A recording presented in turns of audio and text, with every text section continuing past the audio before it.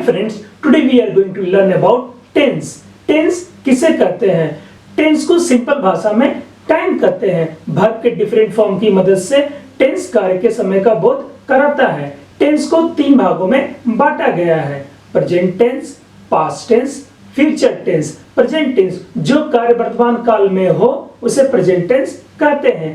Past tense जो कार्य भूतकाल में हो उसे पास्ट टेंस कहते हैं। फ्यूचर टेंस जो कार्य भविष्य काल में हो उसे फ्यूचर टेंस कहते हैं। प्रेजेंट टेंस को 4 भागों में बांटा गया है: present simple, present continuous, present perfect, present perfect continuous. अब हम प्रेजेंट टेंस को विस्तार पूर्वक उदाहरण के साथ समझेंगे।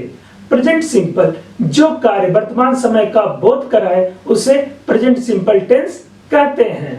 प्रेजेंट सिंपल वाक्य की पहचान: जिस वाक्य अंत में ता है, ती है, ते है लगा रहे वैसे वाक्य को प्रेजेंट सिंपल वाक्य कहते हैं। Sentence structure: subject plus verb plus S या ईएस प्लस ऑब्जेक्ट। जब सब्जेक्ट थर्ड पर्सन सिंगुलर हो तब वर्ब के साथ एस या ईएस जुड़ता है। थर्ड पर्सन सिंगुलर है ही, सी, इट या कोई नाम। उदाहरण: वह स्कूल जाता है, ही गोज टू स्कूल। यहाँ पर सब्जेक्ट वह है, ही थर्ड पर्सन सिंगुलर नाउन है, इसलिए वर्ब गो के साथ ईएस लगा है। मैं गाना सुनता हूँ, आई लिसन सॉन्ग। यहाँ पर सब्जेक्ट मैं, आई थर्ड पर्सन सिंगुलर नहीं है, इसलिए वर्ब लिसन के साथ एस और ईएस नहीं लगा है। दूसरा, प्रेजेंट कंटिन्यूअस जो कार्य अभी भी जारी हो या चल रहा हो उसे प्रेजेंट कंटिन्यूअस टेंस कहते हैं। प्रेजेंट कंटिन्यूअस वाक्य की पहचान: जिस वाक्य अंत में रहा है, रही है, रहे हैं लगा रहे उसे प्रेजेंट कंटिन्यूअस टेंस कहते हैं। Sentence structure: subject plus helping verb plus main verb plus ING plus object. उदाहरण: वह स्कूल जा रहा है, he is going to a school। यहाँ पर वर्ब के साथ आईएनजी लगा है। मैं गाना सुन रहा हूँ, I am listening song।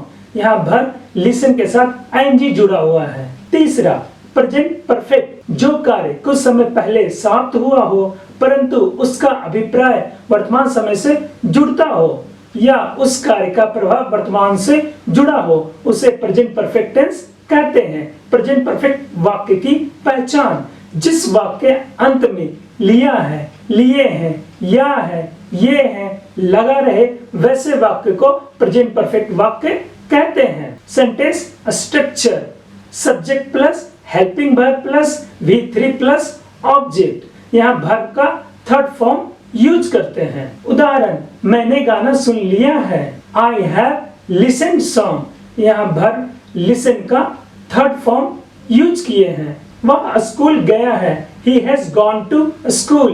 यहाँ पर वर्ब गो का थर्ड फॉर्म यूज किए हैं, gone। चौथा, प्रेजेंट परफेक्ट कंटिन्यूअस जो कार्य भूतकाल में शुरू हो या कुछ समय तक जारी रहा और अभी भी हो रहा है या तत्काल समय में समाप्त हो गया है उसे प्रेजेंट परफेक्ट कंटिन्यूअस टेंस कहते हैं। प्रेजेंट परफेक्ट कंटिन्यूअस वाक्य की पहचान: जिस वाक्य में समय का बोध हो और अंत में रहा है, रही है, रहे हैं लगा रहे उसे प्रेजेंट परफेक्ट कंटिन्यूअस टेंस कहते हैं। Sentence structure: subject plus helping verb plus main verb plus ING plus object. उदाहरण: मैं 10 घंटे से गाना सुन रहा हूँ, I have been listening song for 10 hours। यहाँ मेन वर्ब के साथ आईएनजी का प्रयोग हुआ है। वह 1 घंटे से स्कूल जा रहा है, he has been going to school for 1 hour। यहाँ as a helping verb has been या have been का प्रयोग करते हैं। अब हम पास्ट टेंस को विस्तार पूर्वक उदाहरण के साथ समझेंगे।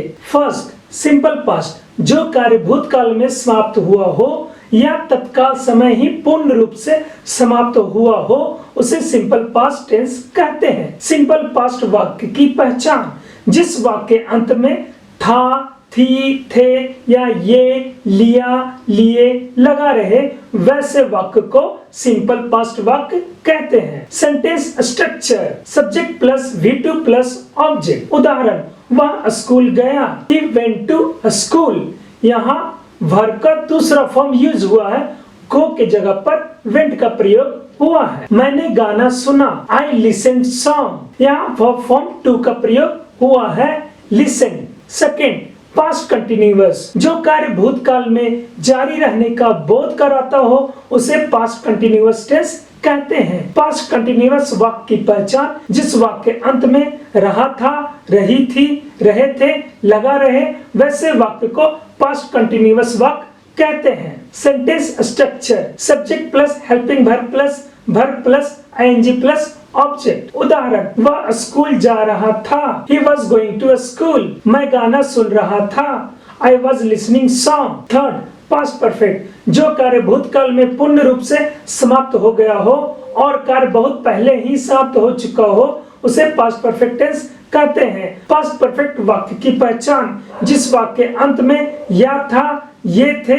चुका था, चुके थे, लिया था, लगा रहे, वैसे वाक्य को पास्ट परफेक्ट वाक्य कहते हैं। Sentence structure, subject plus helping verb plus V3 plus object. उदाहरण, मैंने गाना सुन लिया था, I had listened song। यहाँ पर as a helping verb had का प्रयोग हुआ है और वर्ब का तीसरा फॉर्म यूज होता है, V3 का प्रयोग करते हैं। लिसन के जगह पर लिसन का प्रयोग हुआ है, I had listened song। वह स्कूल गया था, he had gone to a school। had as a helping verb का प्रयोग हुआ है, यहाँ पर हम लोग V3 का प्रयोग करते हैं, इसलिए go के जगह पर gone का प्रयोग हुआ है। फोर्थ, पास्ट परफेक्ट कंटिन्यूअस, जो कार्य भूतकाल में शुरू हुआ हो और भूतकाल में ही कुछ समय तक जारी था उसे पास्ट परफेक्ट कंटिन्यूअस टेंस कहते हैं। पास्ट परफेक्ट कंटिन्यूअस वाक्य की पहचान, जिस वाक्य में समय का बोध हो और अंत में रहा था, रही थी, रहे थे, लगा रहे, वैसे वाक्य को पास्ट परफेक्ट कंटिन्यूअस वाक्य कहते हैं। Sentence structure, subject plus helping verb plus ING plus object. उदाहरण, मैं 10 घंटों से गाना सुन रहा था, I had been listening song for 10 hours। यहाँ हेल्पिंग वर्ब में हम लोग had been का प्रयोग करते हैं। वह 1 घंटे से स्कूल जा रहा था, he had been going to school for 1 hour। अब हम फ्यूचर टेंस को विस्तार पूर्वक उदाहरण के साथ समझेंगे। फर्स्ट, सिंपल फ्यूचर, जो कार्य भविष्य काल में सामान्य रूप से संपन्न होगा उसे सिंपल फ्यूचर टेंस कहते हैं। सिंपल फ्यूचर वाक्य की पहचान, जिस वाक्य अंत में गा, गी, होगा, होगी, होंगे लगा रहे, वैसे वाक्य को फ्यूचर सिंपल वाक्य कहते हैं। Sentence structure, subject plus helping verb plus object. उदाहरण, वह स्कूल जाएगा, he will go to a school।